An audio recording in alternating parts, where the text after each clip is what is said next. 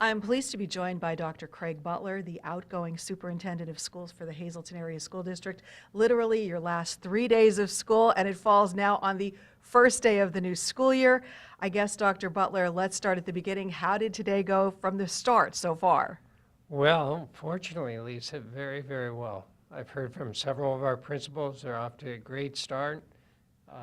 Teachers are enthusiastic. Kids arrived on buses safely and in a timely manner, and they're off to a great start. A lot of excitement, very positive day so far. Lisa. Now, if we go back to last year, I know we talked about busing a lot. That was pretty much a major headache with the perfect storm happening. So busing issues ironed out for this year?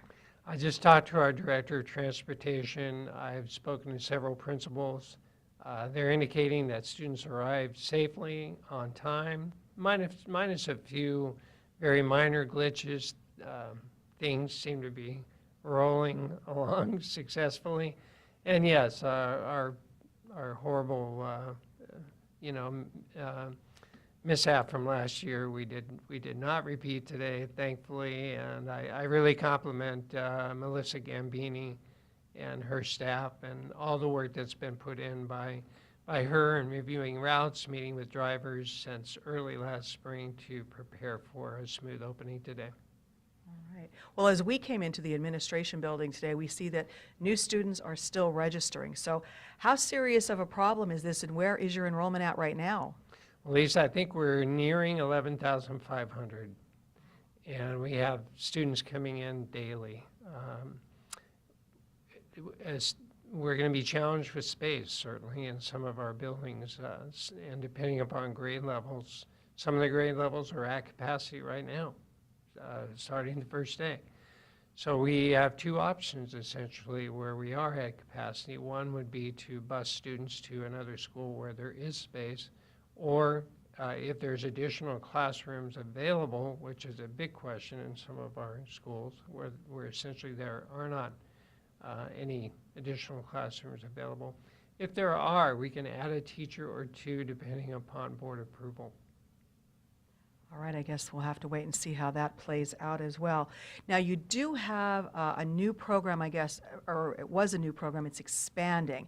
Tell us about the expanding hybrid initiative for the district. Yes, Lisa, we're excited to expand, as you say, the hybrid initiative, which is a rotational instructional model where the students are involved in direct instruction, technology-based instruction, and collaborative instruction. Now, granted, this doesn't occur every single day of school, but on a fairly frequent basis, and as the teachers implement it, we've moved this initiative now into Freeland and McAdoo, which are two additional schools that we're adding this year.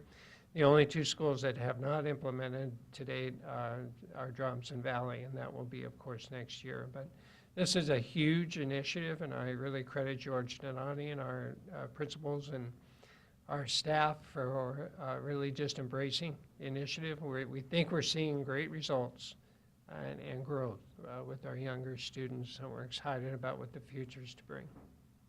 And lastly, I did speak with the head of the nursing department, Therese Genalisco, earlier. There are changes in immunization requirements, and students have a limited amount of time to be in compliance. That's correct.